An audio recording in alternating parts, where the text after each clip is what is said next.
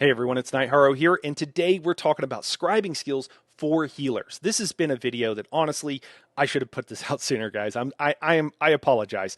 There is a lot of information out there that is either wrong or it's lacking, and I just want to set the record straight. There are 5 main skills, and it just happens to be 5 for healers, and these are skills you absolutely need. And I say that, guys. I know that some of you are like, oh God, Nightharo, I'm already running 3 different skill lines. I've got more skills from those than I can possibly fit on my bar, and now you're telling me I've got 5 scribing skills. I don't mean that you're going to put them all on your bar at the same time, okay? It's not at all what I mean. I totally get the healer problem. We don't have enough bar space, but there are certain situations where you absolutely want these skills. They take priority over everything else, and so I just want to go through and walk through them for you guys. Hey guys, post-production Nightharo here. The patch notes have come out since I recorded this video, and while it doesn't change anything that I'm talking about here, there could be some confusion, so let me just go over it. So the changes are that most of your class sources, every class had one historically, and it would give you a little bit of ultimate. Some classes have some that give a lot of ultimate. Most of those have been remained unchanged, but the ones that give a little bit of ultimate, about 0.5 per second averaged out, have simply been changed from a unique source to minor heroism. Now, the net result of this is it really doesn't matter, because for most of us, these are skill lines that we're not going to be running. Maybe supports will run them, but even then, you're only looking at best at like a 75% uptime on all of them. So again, doesn't really change anything. Maybe a healer or tank has this benefit and has a little bit of their own personal uptimes, but it's not doing anything for the DPS, and it's not reliable, and you might not even be running those skill lines, so it's not really going to move the needle very much. All right, that was it. Back to the rest of the video. Okay, with that out of the way, let's jump in. First one, and I'm just going to lead, okay, guys, with the biggest and most important one, Ulseald's Contingency, okay? Using this as a damage shield is really great for your party. But you probably know that, okay? There are certain fights, certain situations, Teleria, Last Boss, and Dreadcell Reef. This can be really great on for the Maelstrom. Now, it is a little bit tricky because you do need to cast it beforehand, because it doesn't go off the second that you cast it unless you roll dodge, which is kind of a sweaty tactic to get it to proc, but you can cast it and then roll dodge to get it to go off instantly, but it's a little bit trickier. Usually you need to be a little bit more prepared for the Maelstrom, so you need to know it's coming, and that's a little bit harder. But the other thing that the thing that nobody knows, I don't think, even sweaty in-game players, even my friends, is growing impact. Guys, if for your signature script, so whenever you choose the shield, it will tell you that it's only your signature and affix are only going to apply to you and one other ally. However, if you choose growing impact as your signature script, it overwrites that, okay? And it actually makes it apply not just to 6 people, but to 12 people, the entire group. And honestly, I haven't tried it with more than that, so maybe somebody in PvP could check that out. But it will apply proc on literally everybody in the group. Don't take my word for it. Check out the screen behind me, and you can see that we're procking it, and it's applying to literally everybody in the group. So choosing growing impact, what's good about this? Why does that matter? Well, in this case, you can choose for your affix one of 2 really good options. And there are others. The main one that I would recommend is minor intellect and minor endurance. It is now incumbent upon the healers, okay, guys, in the new meta to make sure that you're bringing minor intellect and minor endurance for your group, because they really need those recoveries. Groups that don't have this absolutely notice it. Now, you can run Restoring Light from the Templar skill line, and you can run a skill that will provide these buffs. That's all well and good. Another great way to do it. You can also run Nightblade skill lines, with your Path of Darkness that will also, or Refreshing Path for the healer, that will also provide these buffs. But with running Ulseald's Contingency, this is a way that anybody running any skill line can provide these buffs that you absolutely want in your group, so you don't have to grab those skill lines, although it's not a bad idea. They're both good skill lines, particularly the Templar. That's where I would lean and have recommended in my other videos. Another option there is protection, guys. You could choose minor protection.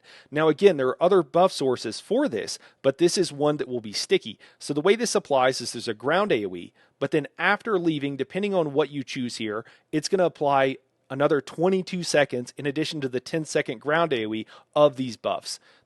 32 seconds, guys. It's ridiculously long, okay?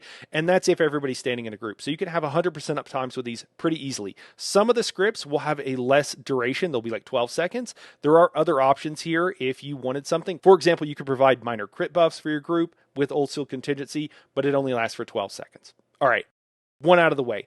Let's talk about the next one here. Mender's Bond. Mender's Bond is a kind of a fickle skill to use. It's a little bit hard to get it to proc on somebody, but what you can do with this is you can provide your group with either minor courage or minor heroism, whichever they don't have. Now, hopefully, and if you don't know this, check my recent video on myth busting and ESO. Hopefully your group is running minor courage on their banner, but you might be in a pug, or your group might not have watched that video and they might think that they need this from somewhere else or need it from you or whatever. You could proc minor courage and minor heroes on your group. What you do is you place it typically on the tank, but whoever's at the front of the group, maybe an off tank. And then what you want to do is move over the group, sweep side to side, because that's how you have to get this to proc. That's why I said it's finicky, but if you get used to it, it's not that bad. Although still, maybe not your most favorite skill. For your focus, choose healing or shielding. Either one is totally fine. You could also choose restore resources. I have done this in places where the tank was struggling to stay alive, but it is an option here, even for the group. Maybe something is draining resources, so consider that just as a third bonus focus option. Signature. Druid's Resurgence is generally what you're going to run here.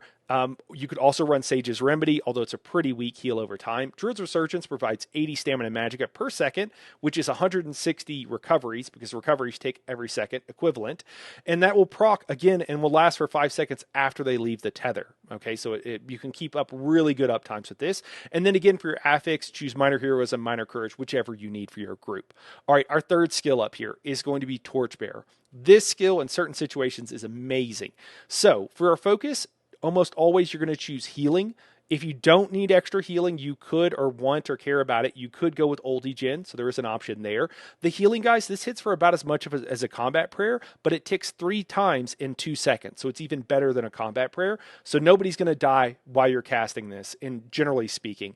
For a signature, Druid's Resurgence, again, if you would like to reduce the cost, because it is very expensive and it does cost stamina. Sometimes when I'm running this and other stamina costing skills, I will run a stamina recovery glyph. That's an option if you're not doing a bunch of reduced potion cooldowns for Oldie Gen. Other options there, Crusader's Defiance. This cleanses, and it's great in Halls of Fabrication on the chickens, the first boss in there. Just kind of a niche thing that I wanted to mention, and it cleanses people per sweep. There is a cooldown on it, but it works really well, and it's cheaper than using Efficient Purge with the heal as well, so it's doing multiple things. You could also do something like Gladiator's Tenacity. Guys, Gladiator's Tenacity on Torchbearer in Dreadcell Reef during Maelstrom is S tier, okay? It reduces their damage taken by 30%, only for 2 seconds, but that is more than enough time to keep everybody alive, okay? It is absolutely goated in that situation. Now, a lot of people will say, well, Ulfsild's Contingency is even better there because you're shielding and your shields have 100% effect. Sure. The cool thing about Torchbearer is that you can use it very reactively, and it's healing them. So if people have already started to take damage because you weren't aware that it was coming, Maelstrom was coming, Ulfsild's Contingency is not the best thing, because sure, you're going to shield them, but probably it's going to take an extra GCD, or you're going to have to dodge roll, costing even more stam for you, or you're going to have known beforehand, cast it early. It just doesn't work as well. If you use Torchbearer, you can do it reactively.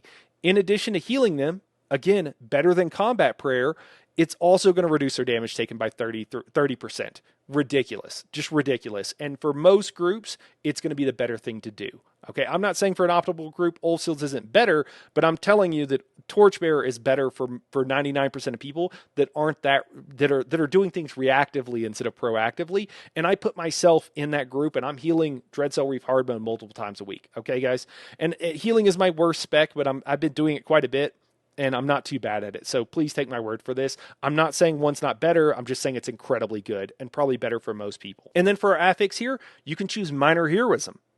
Give Minor Heroism to your group. Now, is this going to proc 100% of the time on the entire group? No. It will often miss people, but if you're in a situation where you need Minor Heroism and you're in a pug or not a super sweaty, super optimized group, it's going to do just fine. Trust me. Another option for that, you could also go with Minor Vitality, which will, again, increase the healing received for your party, so it also works quite well there. Hey, guys, if you like what you're watching, if you like what I'm doing here, consider becoming a channel member. It starts for just $1 a month, and it's the best way to support the channel and help me continue to make great videos like this. Fourth option here, okay, guys? And this, honestly, this one is one of the most important, so maybe I should have put it earlier in the list, but Trample. Trample is an amazing source of ulti generation. Pearls of LNFA are dead. They are dead. They deserve to die. They should go away, just be done away with. Trample, what this does, it provides you with major heroism. Major heroism is ridiculous. Getting that much ultimate over that long of a period of time is really, it's amazing, and it's almost required in certain groups. If you're proccing War Machine, Master Architect, and you're trying to be able to cast that and keep 100% uptime on that Major Slayer buff, and for many other reasons as well, okay? So I do not recommend Pearls of El Nofe for this. They are dead.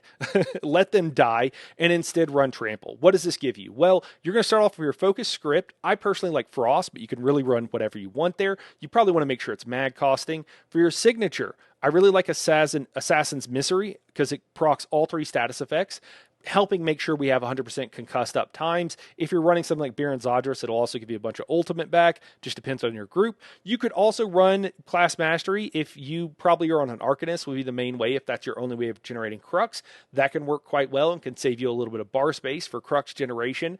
Or you can kind of flex the signature out. The main thing is the affix, guys. You want to choose Heroism because it gives you major heroism. This is the only good place to get major heroism on demand in the game, and that's why you want it. You cast this, it does take a second and a half to go off, so you do want to try to cast it a little bit early on the duration so that you have it 100% uptime. Ridiculous ultimate generation here, guys. Our 5th skill here, guys, our last skill, Soul Burst. Soul Burst, I think this is an under-recognized skill. So focused would be healing, signature, Acolyte's Potency, or you can flex. Acolyte's Potency just helps you generate more ultimate. Class Mastery, if you're an Arcanist, similar to Trample. And then for our affix, you can choose Minor Courage. Now, this is only going to proc on the same 6 people each time you cast it, so it's not going to be the best source, but it is a source, and if you're in a pug, it might work for you. Depending on what else you're running and what else is going on, it's worth knowing about, if nothing else. Hey guys, since I had to do the edit earlier, I wanted to make this a little bit more clear. I went on this long rant and ramble. What I'm trying to tell you about Soul Burst, guys, it's for dungeons. Works great in dungeons, okay? Hit 6 people, and it also can work in pugs if you just don't have buffs, okay?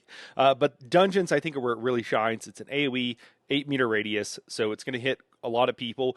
Much easier to use than something like the Tether in a dungeon. Much easier than even to use in like a ground AoE, situation. So it's just better. You're not going to be hitting people with Torch in a dungeon. They're going to be running everywhere. You'd have to eat each one of them individually. Soul Burst is your best bet at getting Minor Courage on any particular group in a dungeon setting. And since it applies to 6 people, even though it doesn't smart target, you only got 3 other people to apply it to, you're not going to have any issues with it. Anyways, guys, those are 5 crucial skills, and I really think they're the ones you need to know about as a healer, and you need to understand your options there. Hope this was helpful for you guys. If this was new information for you, yes, like and subscribe. That's awesome. Love to have you here. But share the video with someone else, because that really lets YouTube know that, hey, not only is this video good, it's worth sharing, and that really helps with the algorithm. Anyways, guys, I appreciate you guys watching. Hope you have a great day, and we'll see you in the next one.